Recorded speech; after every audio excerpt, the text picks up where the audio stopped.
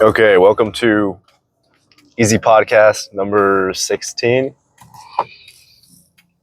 16's my best guess as to what we're on here. But today the most important topic that we'll be discussing is the changing of the name of the Easy Podcast, okay? I've decided to change it from the Easy Podcast to the EZ Podcast. My initials, of course. I'm doing this because it's fucking better, inherently speaking. I think my lip is bleeding, so don't mind that. But yeah, it's just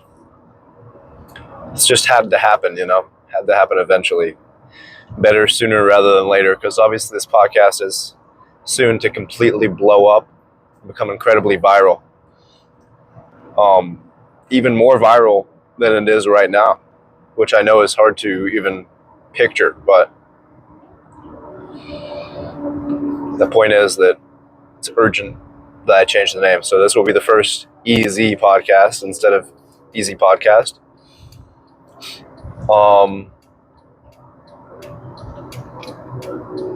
I don't know if I should go back and change the name on the other ones or not.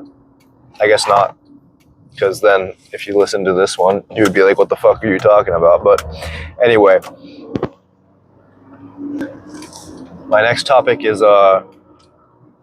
ethical emotivism. Incredibly annoying perspective, incredibly annoying philosophy. In case you're not familiar with it, the idea of ethical emotivism is basically that anytime someone claims something to be moral or immoral, they're basically just saying a statement of emotion. They're basically just saying, I don't like that, or I like that. And I appreciate where this philosophy is coming from. I don't remember who espoused it. Can't remember his name, but because I think that is the way that like the average person approaches it. So I think it points to something that's true, which is that at the level that most people consider morality, it is just a statement of their own emotions. But to take that and say that is what morality is, or that's as far as you need to look into this whole thing, it's just a complete disgrace, honestly. I mean, that's basically a rejection of like the scientific method. I mean, obviously, ethics and morality and philosophy is hard to study with anything approximating the scientific method, but I mean, you can at least fucking try. You can at least try to use logic in your fucking arguments. You can at least like base your statements on logic instead of emotion. I mean, ethical emotivism is basically just giving up on using logic in morality. I mean, like, let's take an example of like, let's say the trolley problem. A lot of the time when people answer the trolley problem, it doesn't even occur to them to say, well, what do I care about? Do I care about living in a world where there's more happy people or more people? Or do I care about living in a world where people don't pull levers to kill people, even if it's to save more people? They just go, oh, it feels right to pull the lever, or it feels right to not pull the lever. Which one feels, I mean, in the case of the trolley problem, it's more which one feels less wrong, but you get the idea, right? And ethical emotivism basically just says that is what morality is, and ethics and that branch of philosophy, which is just so infuriating to me. Like, yeah, that's what it is if you're a dumbass. Like, that's what it is if you don't know how to like think critically, I guess. Let me know if you guys agree. In the comments, if you don't know me.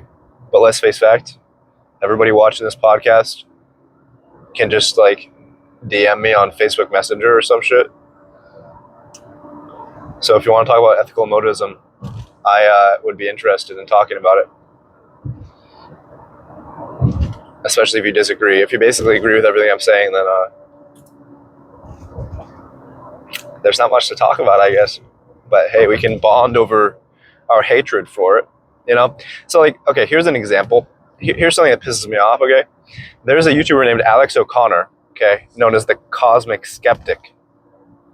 Got famous for arguing against religion, which, by the way, is a weird thing to get famous for because it's so easy to argue against religion and it's so hard to, like, make any headway.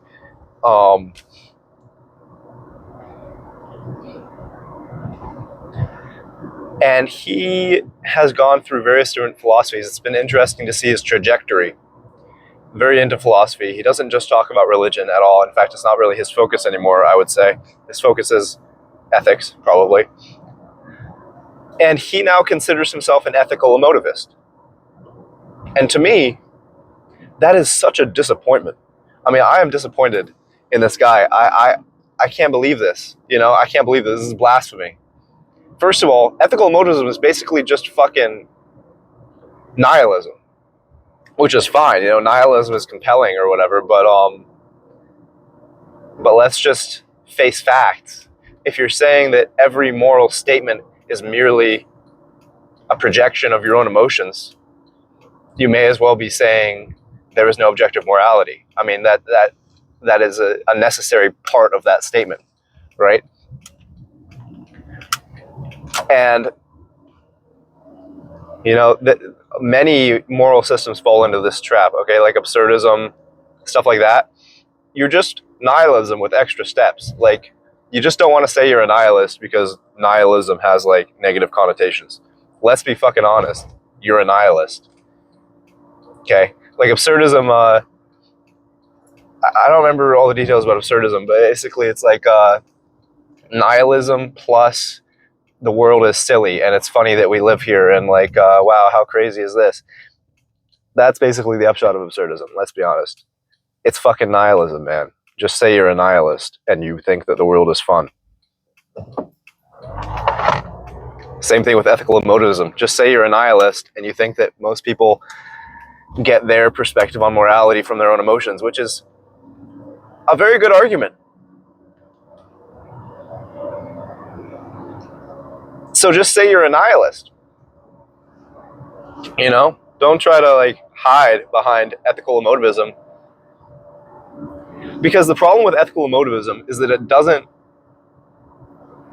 accept that doesn't work as an argument for morality. That one's emotions doesn't affect what's actually moral or not moral. I mean, it argues that by definition is what is moral versus immoral. It's how people feel about it.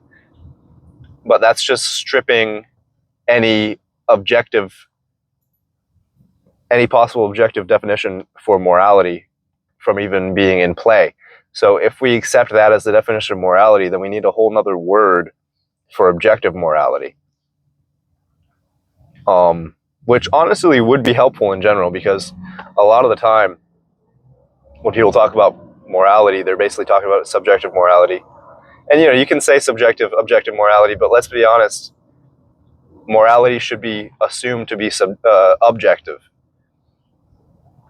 Because anytime you say anything, it's assumed to be objective. You know?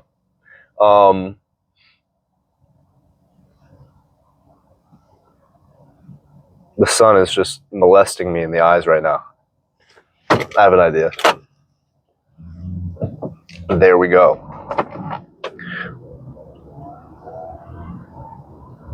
I think that covers it. Thank you for your time. Welcome to the EZ podcast, okay? A new era. I was absent for a while there because it was winter, and when I drive to the dojo, it was fucking dark, so not a good time to film a podcast, but spring is coming, you know? And it's getting light out again. And I go places when it's light out now sometimes. So the Easy Podcast has a new era of Easy Podcast.